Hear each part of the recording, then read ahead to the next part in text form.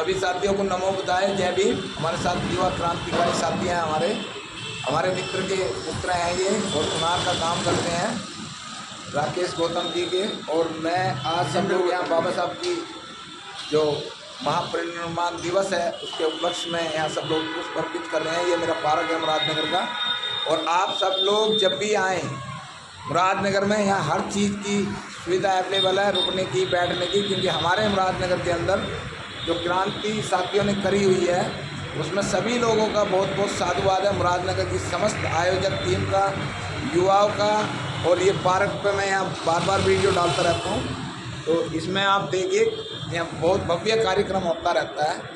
तो आप सभी लोगों को बहुत बहुत साधुवाद है, और आप सब लोग जब भी आएँ NH 58 रैपिड ट्रेन के सामने मुरादनगर। साथियों, मैं बाबा साहब के विषय में तो ज़्यादा कुछ नहीं कहूँगा, मैं आज आप लोगों को एक चीज़ की स्पेशल जानकारी दूँगा, और वो जानकारी ये है कि हमने बाबा साहब डॉक्टर अम्बेडकर के विचारों को कितना फॉलो किया, कितना हमने घर घर पहुँचाने का प्रयास किया। क्योंकि बाबा साहब डॉक्टर अम्बेडकर कोई ऐसी चीज़ नहीं है कि जो छोटी सी घरों में समा जाएगी। बाबा साहब एक समुद्र है, समुद्र, उन्हें इतना पढ़ोगे उतना ही बढ़ोगे।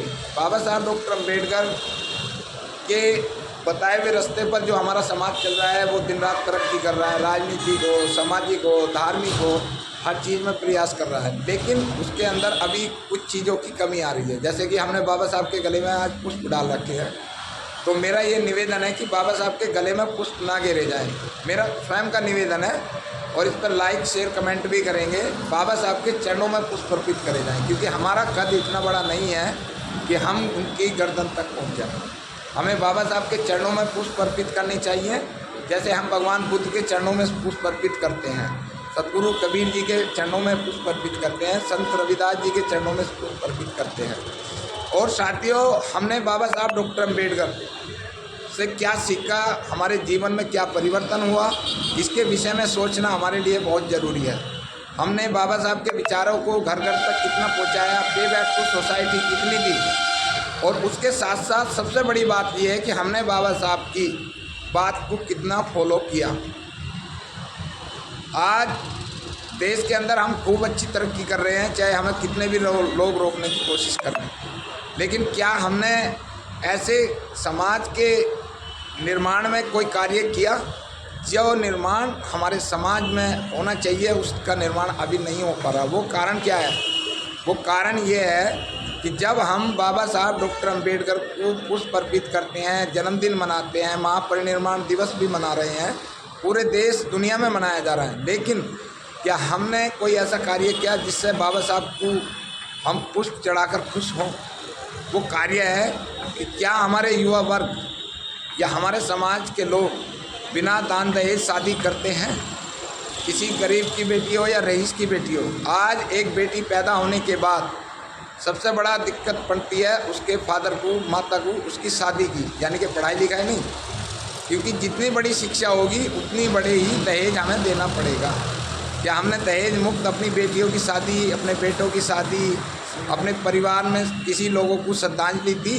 नहीं दी, क्योंकि ये हमारे लिए, देश के लिए, समाज के लिए बहुत बड़ा कलंक है, जो दहेज मुक्त भी हम जो है समाज को नहीं कर पा रहे हैं। पढ़े लिखे होने का मतलब है सोचना, समझना, बुद्धि संगत, न्याय संगत और तर्क संगत, जिससे हमारे देश का, समाज का नुकसान होता है, उस कार्य को हमें कभी नहीं करना चाहिए। दहेज मुक्त शादी हमारी जितनी ज़्यादा से ज़्यादा होंगी उतना ही हमारा समाज आगे बढ़ेगा।